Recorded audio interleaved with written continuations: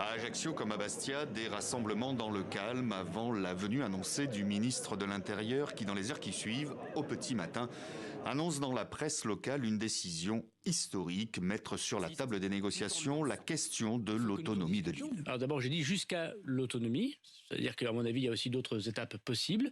Il faut aussi regarder ce qui a été... Enfin, si vous leur proposez l'autonomie, ils ne vont pas s'en passer. Nous sommes là pour un dialogue et on n'est pas là pour conclure le dialogue avant de le commencer. Et ça ne se fera pas en 2 jours.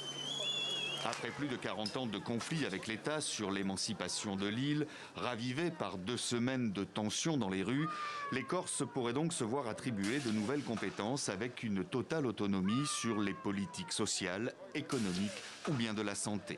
Le régalien, comme la justice, la sécurité, la défense, resterait entre les mains de l'État. Une sorte de décentralisation poussée où autonomie ne rimerait pas avec indépendance.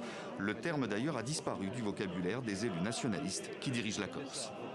Le problème, c'est que le dossier corse est extrêmement complexe et que je ne suis pas persuadée que les hommes de cabinet soient vraiment au courant de ce qui se passe ici et veuillent aussi écouter. On a des hommes politiques qui sont des gens de compromis, des gens qui ne sont pas pour la violence, mais qui demandent plus d'autonomie et une compréhension du problème corse, c'est ce qu'on veut.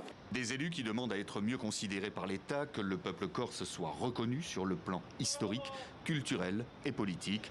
En préambule à toute discussion, le gouvernement demande, lui, le retour au calme.